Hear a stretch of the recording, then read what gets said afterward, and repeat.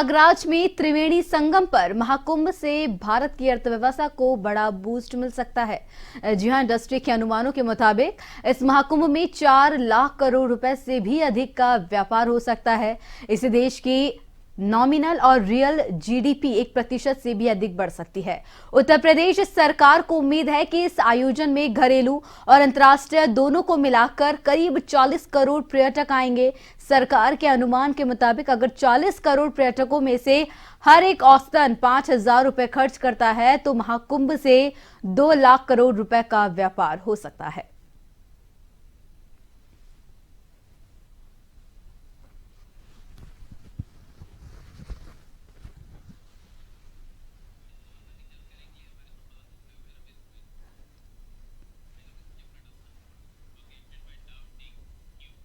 इस खबर पर ज्यादा जानकारी के लिए हमारे वरिष्ठ संवाददाता रमेश पुरोहित हमारे साथ जुड़ चुके हैं।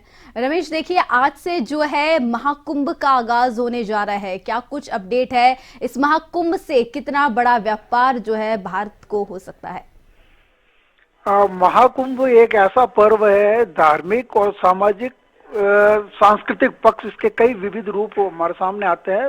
लेकिन हिंदुस्तान में हर दिन कोई न कोई ऐसा तीज त्योहार होता है जिसको हम जो है हंसी खुशी उत्साह और उमंग से मनाते हैं।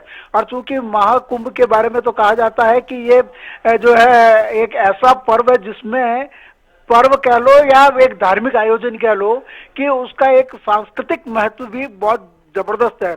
अब बड़े पैमाने पर उत्तर प्रदेश की जो सरकार है इसको क्या नाम से संचालित कर रही है, तो निश्चित रूप से इसके कई आयाम उभर करके सामने मल्टी डायमेंशन ये एक आयोजन है जिसमें कि हमारा अर्थशास्त्र भी जुड़ा है। अगर इकोनॉमिक्स की बात कर रहे हैं चूंकि, तो इकोनॉमिक्स के आधार पर अगर बात करें तो यह एक आयोजन जो 45 दिन तक चलने वाला आयोजन है, उसमें देश और दुनिया से लगभग जो है 40 करोड़ पर्यटकों के आने की संभावनाएं व्यक्त की गई है सिर्फ एक इस आयोजन में। मतलब 45 दिनों के भीतर देश और दुनिया से 40 करोड़ से भी ज्यादा पर्यटक वहां पे आएंगे। अब जो पर्यटक किसी स्थान पर जाता है, चाहे वो जयपुर हो चाहे राजस्थान का कोई भी इलाका हो, वहां पर वो कुछ पैसे खर्च करता है, उसकी जेब से पैसे निकलते हैं, चाहे वो जो है टूरिज्म के नाम से हो या टैक्सी है, चाय नाश्ता होटल।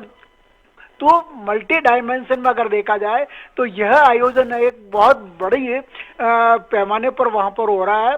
और उसके आधार पर इंडस्ट्री मतलब उद्योग जगत यह मान करके चल रहा है, संभावना व्यक्त की जा रही है कि 4 लाख करोड़ से भी ज्यादा का व्यापार यहाँ पर हो सकता है।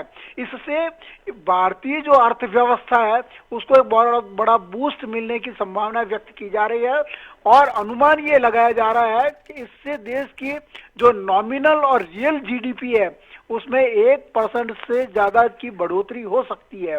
हालांकि उत्तर प्रदेश सरकार जो है पूरा प्रयास कर रही है और उसने वो तमाम जो सुविधाएं जो एक अंतर्राष्ट्रीय स्तर के आयोजन में हो सकती है वो धार्मिक आयोजन में कर रही है। तो इसका आप अंदाजा लगा सकते हो कि वहां की सरकार भी इस इवेंट को लेकर के, इस आयोजन को लेकर के बहुत गंभीर है।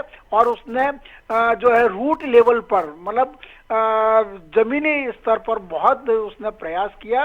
उसी का ये नतीजा है कि आज देश और दुनिया में इस महाकुंभ की चर्चा हो रही है। और यहाँ तक कि विदेशी जो लोग हैं वो भी एक आश्चर्य व्यक्त कर रहे हैं कि एक इतना बड़ा आयोजन और इतना तरीके से भव्य तरीके से होना, इसके पीछे कहीं न कहीं जो है कारण छिपे हैं, कई राज छिपे हैं। और इंडस्ट्री ये मान के चलती है कि अगर वहां पर कोई भी व्यक्ति अगर आता है तो औसतन जो खर्चा है, रोजाना का जो खर्चा है, एक व्यक्ति अगर करता है तो कम से कम 5-7 हजार रुपए वो रोजाना के खर्च करेगा, जिसमें कि रहने की भी व्यवस्था होती है, खान पान की भी व्यवस्था होती है, आने जाने की भी व्यवस्था होती है।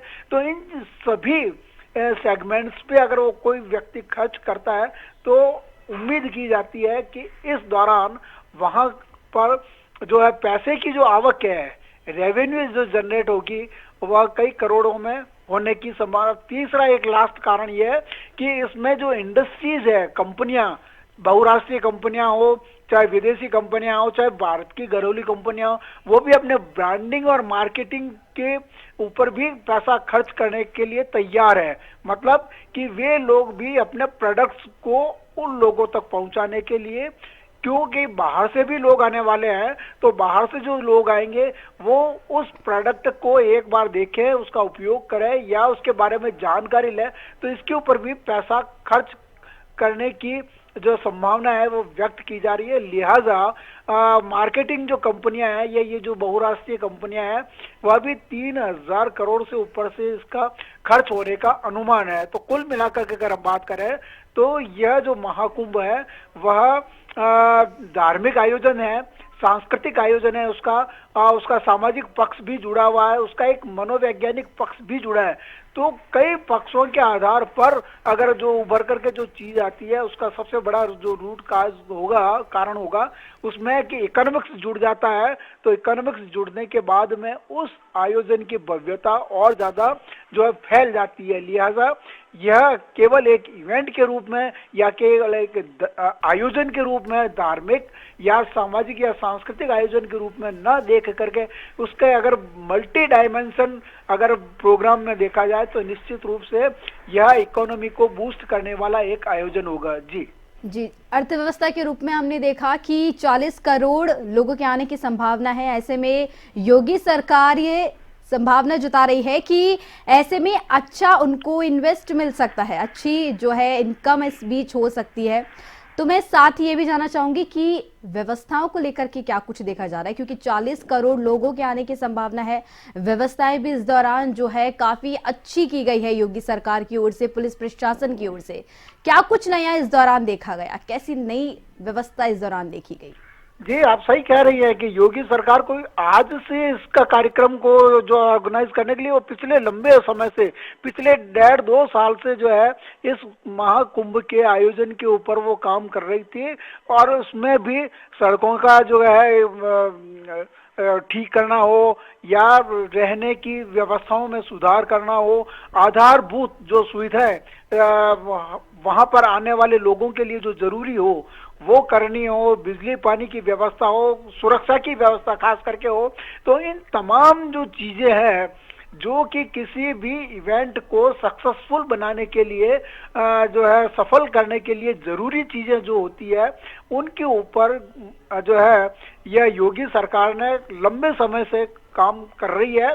और उसका नतीजा है कि आज देश और दुनिया में इसकी चर्चा हो रही है कि एक जो है राज्य सरकार और इतने भव्य पैमाने पर, इतने बड़े पैमाने पर एक इवेंट को या एक आयोजन को, इवेंट नहीं बोलना चाहिए क्योंकि आजकल की भाषा में एक इवेंट, हर चीज को एक इवेंट के रूप में देखा जाता है, लेकिन यह चूंकि हमारी जो है एक सनातन सांस्कृतिक जो परंपरा है, एक जो धार्मिक परंपरा है, एक जो मान्यता है, उसको रीऑर्गेनाइज करना, उसको एक नए रूप में जो है दुनिया के सामने पेश करना। महाकुंभ पहले भी हुए, ऐसा नहीं है कि नहीं हुआ, लेकिन उन महाकुंभों में और इस महाकुंभ में रात दिन का फर्क यह हो जाता है कि सुविधाओं को अंतर्राष्ट्रीय स्तर की जो है बनाए रखना, यह भी एक बहुत बड़ी चुनौती रही होगी राज्य सरकार के सामने। लिहाजा योगी सरकार ने इन तमाम पहलुओं को ध्यान में रखते हुए जो है एक यह महाकुंभ का जो आयोजन किया है और उसमें उसकी जो भूमिका है वह इस बात को साबित करती है कि कोई भी सरकार हो वह इस तरह के अगर आयोजन करती है तो उसके दूरगामी परिणाम कोई आज नहीं मिलने वाले, लेकिन हाँ उसके जो लंबे समय तक जो प्रभाव दिखाई देता है उसमें अर्थशास्त्र भी शामिल हो जाता है। जी रमेश जी, बहुत बहुत धन्यवाद आपका हमारे साथ जुड़ने के लिए, तमाम अहम जानकारी साझा करने के लिए।